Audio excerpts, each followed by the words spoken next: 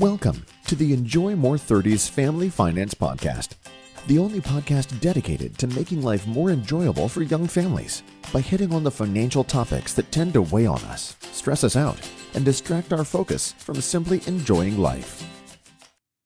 Hello and welcome once again to the Enjoy More 30s Family Finance Podcast, where every week we're tackling some of those main questions that young families face around finances so that you can remove that financial anxiety, take great steps forward early in life, and just free yourself up to spend more time making life enjoyable. Now, we are already on the 8th and final episode of this Your Major Money Misnomer series. And what we've been doing so far in this series is focusing on some of those major misunderstandings, those misconceptions that I see most often being an advisor. Now, as always, if you like what you're hearing, please make sure to subscribe or follow us on Apple Podcasts or wherever you listen. Clicking that star, leaving a review, it honestly really helps us reach other young families out there. Now, last week, if you remember, we discussed Don't Worry, We Are All Emotional Investors, where we covered why emotions tend to play such a big and frankly unwelcome part in investing and what you can do to try and not have that work to your detriment. So check that out if you have not already. Today, though, our title is Advisors Aren't Candy Bars, where we're going to discuss what you need to know about the many different types of advisors out there and what you can do to make sure that you find one that really is a good fit for you. Now, everybody has a different favorite candy bar growing up, right? When I was a kid, my favorite candy bar by far were Reese's Peanut Butter Cups. If you heard the last episode I did, I'm not that much of a sweet tooth anymore, but at the time, it was definitely my favorite. Now, not exactly what you're supposed to do, I know. But when you go to the movie theater, if you're like me, you may happen to buy a Reese's Peanut Butter Cup at the grocery store before you go to the movie theater because it is much cheaper than buying it there. The one at the theater wasn't any better. It was exactly the same tasting Reese's Peanut Butter Cup, but it was just double the price. I'd rather have two. So I know listening now, many of you probably have done that same thing before. And I honestly would probably have a little bit of a hard time believing if you've never done this at any point in your life. But, you know, hey, maybe there are some people out there that follow the rules exactly when it comes to that. The movie theater that we wanted to go to, though, that decision was different. We had a bunch of different movie theaters that we could choose from. They were all movie theaters. They were all showing that same exact movie, but they weren't all the same like the Reese's Peanut Butter Cups. One was cheaper, I think it was closer to our home. Another had really comfy seats. Another one had those really big IMAX screens. And so what you need to know is we come across many people believing advisors are consistent like a candy bar, like my Reese's Peanut Butter Cups, when they actually can have a lot of variety like the movie theaters. So, you know, when you think about it, an advisor in general is just someone that's out there giving you advice. That's it. But what they're licensed for and their approach, it greatly influences what your experience with them may be. So for starters, licensing initially dictates what they're even allowed to discuss with you. So let's say that someone is only licensed for, insurance. That means they can only discuss life insurance, maybe some fixed annuities with you. That's it. They can't discuss investments because they're not licensed for investments. Now, on the flip side, if they're only licensed for investments, then they can't evaluate your insurance needs. So the licensing is really important to know because it dictates what they're allowed to discuss. When it comes to investments, there are even different types of licensing. So someone may only be licensed for commission products, which would be, you put money into an investment, the advisor gets a commission up front, and that's it. While some advisors are also licensed to use managed or fee-based products as well. So it has an ongoing management fee because there's ongoing management on the account with them. Maybe there's financial planning in that as well. So there are different structures that they could use. And we haven't even got into all the designations yet. So you might see a CFP, CFA, or honestly a million other different designations out there. And so what you get to is this combination of licensing and designations that can also dictate even whether that advisor has to act as a fiduciary or not, which the word fiduciary is really just a fancy way of saying legally having to put your interests ahead of their own interests. On top of that now is their actual approach, meaning what do they focus on, for whom? Is their approach investment focused, planning focused?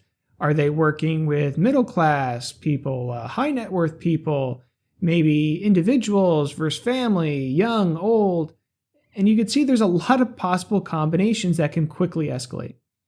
And the really, really unfortunate part about this is that it can be really difficult now for you, the consumer, when you're searching to find an advisor and you want one that best fits for what you're looking for, and to compare it with somebody else and what they're offering and what that may cost, because everyone tends to be under this general, quote unquote, we help people with their finances blanket statement. So what you can do to help get through this is to ask questions. And by the more questions you ask, the more you understand them and what they do, and you can find out if any particular advisor out there is a good fit for what you are looking for. So I would strongly, strongly encourage you to ask a lot of questions like, what licensing they have, what designations they have, why did they choose to get those designations, what kind of people, their firm prefers to work with, how many clients do they have overall, how much staff do they have, what do they focus on, investments, insurance, planning, how often do they communicate with you, what should you expect from the relationship? All of these questions are really great to get a full understanding of who you're dealing with and what they're giving you and what they specialize in to see if they're a great fit for what you're looking for. And as an advisor myself, I consider all of this fair game. I can answer all these questions, so I think it's fair to say I expect every other advisor out there to be able to answer these questions. So for example, I'm licensed for all securities, so all investments that means, whether they're commission or fee-based, as well as life, health, disability, long-term care insurances. I'm also a mortgage originator in New Jersey. I have my CFP or Certified Financial Planner designation, which I got specifically because we focus on comprehensive holistic planning for our clients at my firm. We work overall at this firm with middle-class families, particularly younger families or those 10 years away from retirement or more, so there's time for us to really help them. We focus on planning, so arranging investments, insurance, cash flow, all that good stuff to point in that same direction so that they can best achieve what would make you happiest in your life, which equates to what your goals are, right? So who am I not a good fit for? That means I am not a good fit for a lot of people out there. I'm not a good fit for, let's say, a single super high net worth individual that just wants help stock picking, or a company that is looking for life insurance to help cover some of the important members of the company.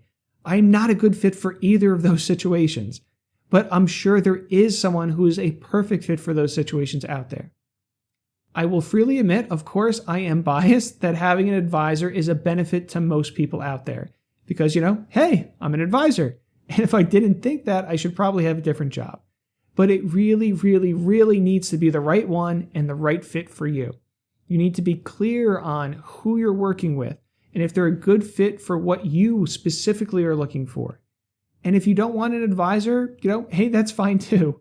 But hopefully after today, you're at least walking away from this episode having a better idea of how, every advisor out there is not the same. They're not all candy bars. And if you ever wanted to, you could likely find one that is a fit for exactly what you want and what you're wanting help in doing. Thanks very much for tuning in today. As always, if you're able to implement what we're covering, that is fantastic. Less to worry about, less anxiety, full time to just focus on making life as enjoyable as possible. If you are wanting help with these things though, please do not hesitate. You have questions, anything like that, want to clarify something, check out the Ask Joe section on the show's website, www.enjoymore30s.com. That's www.enjoymore30s.com. And of course, if you're enjoying the show, subscribe, review us again on Apple Podcasts, wherever you listen. There are literally millions of young families out there I'm trying to reach and help just like you. And just like that, we have another series down, your major money misnomers. Can't believe that we already puts another one in the books. But next week, we will have a fantastic recap for you. We're going to cover all 8 of these major money misnomer items so that you have what you need to help take action anywhere you have not already. So until next week, thanks for joining me today, and I look forward to connecting with you again soon. The conversations on this show are Joe's opinions and provided for general information purposes only. They do not constitute accounting, legal, tax, or other professional advice for your specific situation. You should always seek appropriate advice from a financial advisor, accountant, lawyer, or other professional before acting upon any content or information found here first. Joe is affiliated with New Horizons Wealth Management LLC, a branch office of TFS Securities Inc. and TFS Advisory Services, an SEC-registered investment advisor, member FINRA/SIPC.